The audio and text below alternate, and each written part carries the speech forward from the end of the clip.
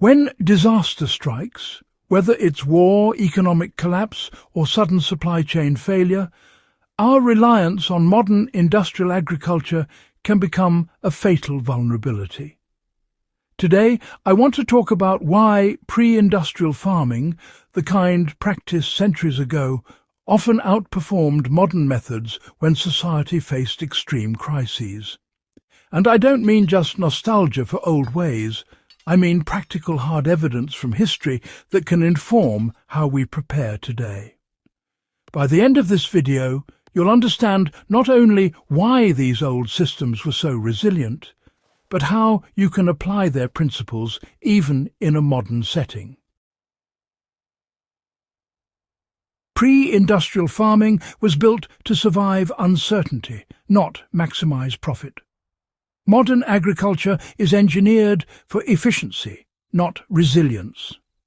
Monocultures, chemical inputs, and global supply chains have created a system that thrives in stability but collapses under stress.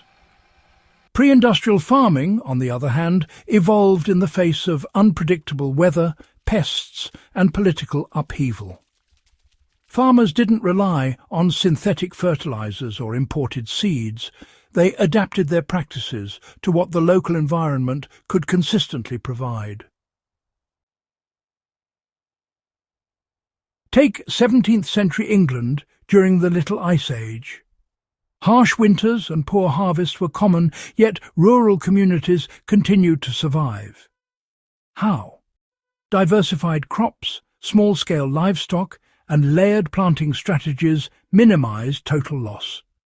If wheat failed, peas, beans, or root vegetables often survived. Animals were raised not just for meat, but for manure, draft power, and even pest control. Each element of the farm served multiple purposes, creating redundancy that modern industrial farms lack. Soil health was a priority, not an afterthought. One of the biggest differences lies underground. Pre-industrial farmers understood soil as a living system. Crop rotation, cover crops, composting and fallow periods were standard practice. Fields rested to recover fertility naturally, and farmers kept detailed records of which plots were most productive and which were exhausted. Contrast that with modern methods that strip fields bare season after season, relying on chemical fertilizers to mask underlying depletion. In a crisis, soil health is survival. Farms with resilient soils continued producing food when industrial farms failed. You can apply this principle today by creating small plots using composting, rotating crops in raised beds, or integrating animals into your garden. Even in an urban backyard, rotating vegetables and keeping soil covered ensures that if a sudden shortage hits, your land will continue producing.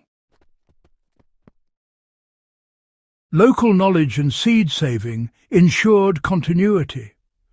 Before industrial seeds dominated the market, farmers saved seeds year after year, selecting the varieties best adapted to their local climate and soil. This isn't just historical trivia, it's a matter of survival. During World War II, communities that maintained seed diversity and saved local varieties were far less affected by shortages than those relying on imported or hybrid seeds. For modern preppers, saving seeds from your own garden creates a buffer against disruption. Not every tomato or bean needs to be a high-yield hybrid. Hardy, regionally adapted varieties can often survive pests, drought, and frost that wipe out industrial crops. By keeping a seed library and documenting what grows best in your microclimate, you're building resilience into your food supply. Labour and community structure provided security.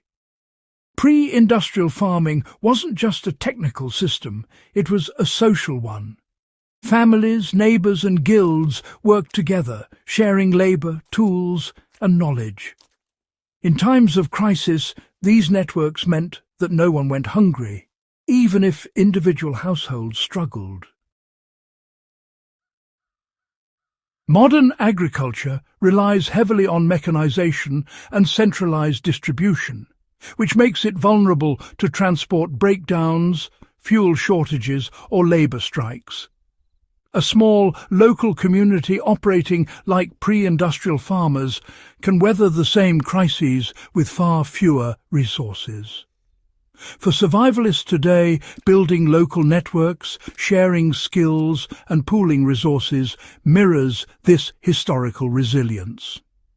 A neighbourhood garden cooperative or small-scale livestock share is essentially a modern version of these old networks. Diversification was the backbone of food security. Perhaps the most striking advantage pre-industrial farms had was diversification. Fields contained multiple crops, orchards and livestock in complex arrangements designed to offset failure. Modern farms, by contrast, often focus on single crops over thousands of acres. When a disease like potato blight hits industrial monocultures, famine is inevitable. But when pre-industrial farmers lost one crop, others could fill the gap, and animals provided food even when plants failed. You can apply this today even with limited space. Instead of planting only one crop, integrate vegetables, herbs, fruit trees and small animals if possible.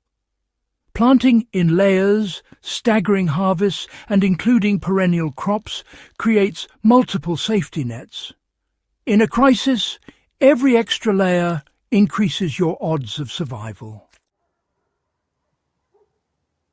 In conclusion, understanding pre-industrial farming is a survival lesson. What modern agriculture gained in efficiency, pre-industrial farming gained in resilience. By looking at historical practices, crop diversity, soil care, seed saving, community networks and multipurpose animals, we see a system designed to endure uncertainty. For anyone serious about prepping or studying history, these lessons are not abstract. They can guide modern survival strategies.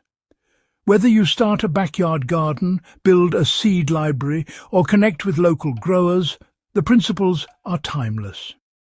If you found this guide insightful, make sure to hit that subscribe button so you won't miss future deep dives into survival history. Share this video with fellow historians, preppers, or anyone curious about how the lessons of the past can keep us alive in the future. History didn't just survive, it teaches us how to survive.